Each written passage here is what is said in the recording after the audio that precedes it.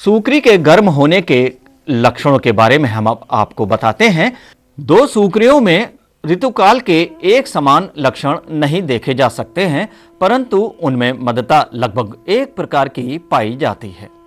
सामान्य तौर पर प्रथम बार मादा सूकरी 8 से 10 माह की आयु में ऋतुकाल में आ जाती है। इसका मध्यकाल 2 से 3 दिन तक का होता है। ब्याई हुई सूकरी बच्चों को अलग करने के एक सप्ताह बाद दोबारा ऋतुमयी हो जाती है। सूकरी में गर्म होने के लक्षण इस तरह हैं। मादा के प्रजनन अंगों में लालिमा आ जाती है और सफेद स्राव होने लगता है। वह जल्दी जल्दी मूत्र त्यागने लगती है। उसकी भूख में भी कमी आ जाती है। वो अक्सर दूसरी मादा पर चढ़ने की कोशिश करती है और बेचैन रहती है। साथ ही सूकरी के पिछले भाग पर दबाव डालने पर उसका खड़ा रहना या स्थिर होना भी एक महत्वपूर्ण लक्षण है। इन बताए गए लक्षणों के दिखाई देने पर उसे अच्छे सांड से प्रजनन कराया जाना चाहिए। प्रजनन के लिए सूकरी को नर बाड़े में ले जाया जाता है, क्योंकि नर सूकर अपने बाड़े में सुचारू रूप से प्रजनन कर सकता है तथा यह अधिक आसान भी है।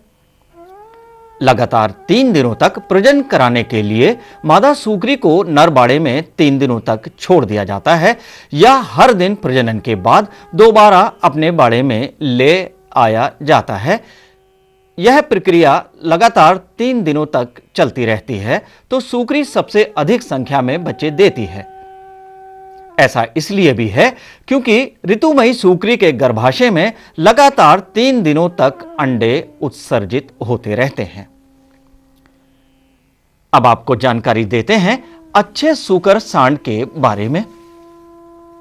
सांडों को चयन करने के लिए यह देखा जाना चाहिए कि वे आवश्यकता से अधिक मोटे ना हों, उनकी आंखें खुली और चमकदार हों, उनका शरीर आयताकार होना चाहिए और सिर बिना चर्बी के होना चाहिए। उसके अंडकोश बड़े, बराबर और मुलायम होने चाहिए। पिछले पैर मजबूत हों।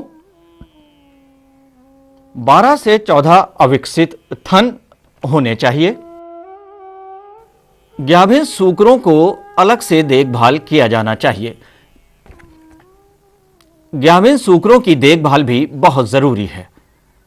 सूकरों में गर्भकाल 112 से 116 दिनों तक रहता है।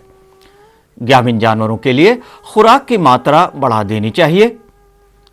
ब्याने की संभावित तिथि से लगभग 15 दिन पहले सूकरी को ब्याने वाले बाड़े में ले जाया जाना चाहिए। संक्रमण रोकने के लिए ब्याने के बाड़े को फिनाइल द्वारा अच्छी तरह से साफ तथा विसंक्रमित कर दिया जाना चाहिए। दीवारों तथा फर्श को रगड़ रगड़ कर फिनाइल के पानी से धोना चाहिए तथा 4% मानक विसंक्रामक लेकर उसे पंप से छिड़क देना चाहिए, जिससे वह सेंधों और कोनों में पहुंच जाए।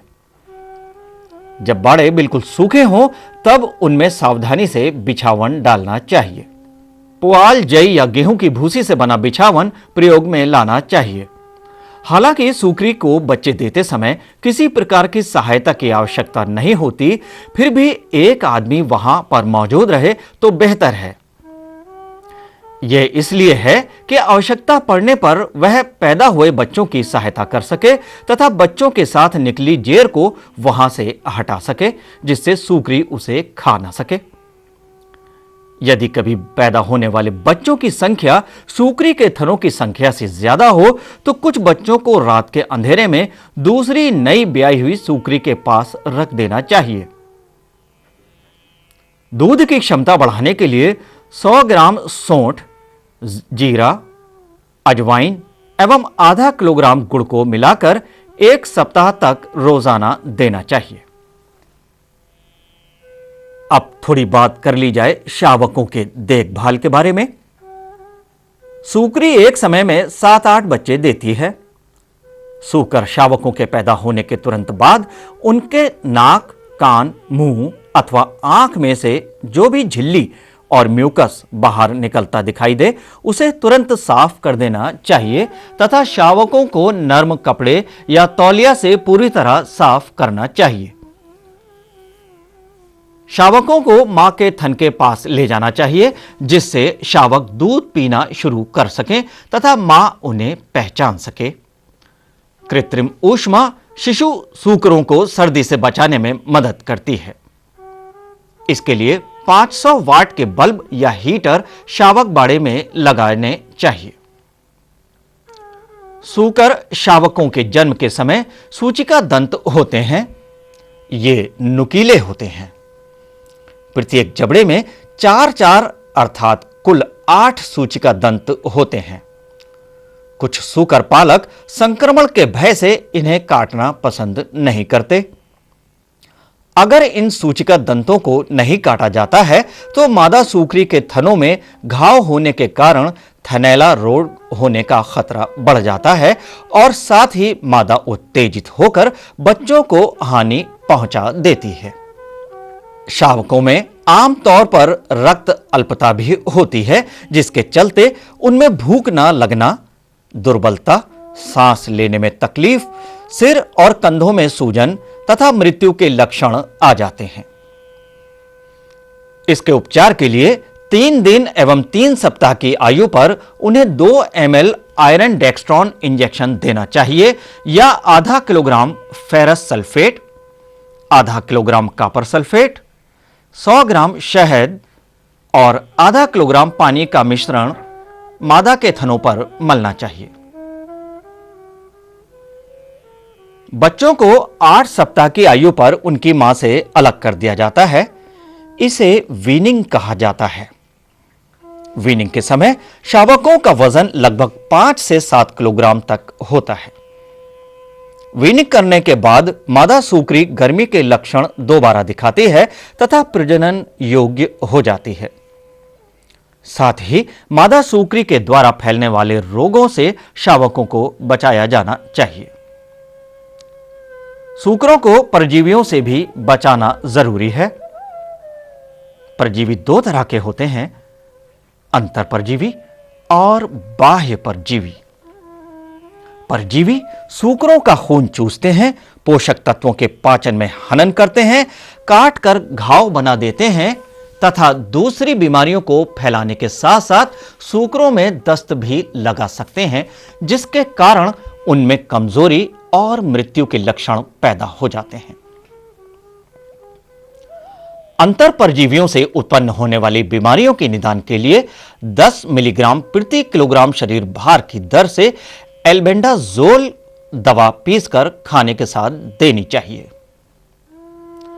बाह्य परजीवी से खुजली होती है और सूकर दीवार से अपने शरीर को रगड़ते हैं, जिससे उनका शरीर लाल पड़ जाता है और घाव में कीड़े भी हो जाते हैं। इसके कारण पशु परेशान होते हैं, खाना पीना कम कर देते हैं और कमजोरी के साथ साथ उनका वजन भी घट जाता है। इसके निदान के लिए ब्यूटाक्स या एक्टोमिन 2 ml दवा का 1 लीटर पानी में घोल बनाकर पूरे शरीर में छिड़काव करना चाहिए। इसे 15 दिन बाद दोहराने से बाह्य परजीवियों से छुटकारा मिल जाता है। इसमें कुछ सावधानियां भी बरतनी जरूरी हैं।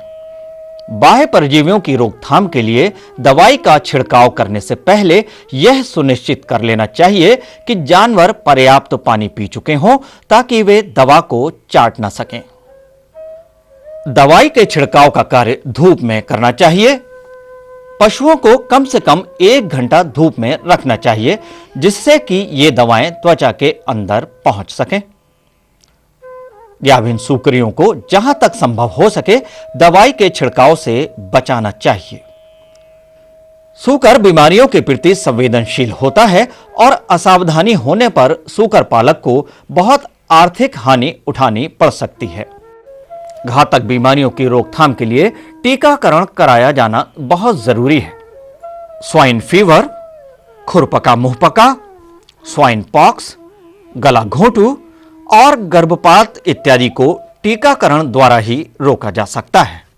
इस आधुनिक तकनीक को अपनाकर सूकर पालक कम लागत में ही बहुत अच्छी आमदनी प्राप्त कर सकते हैं।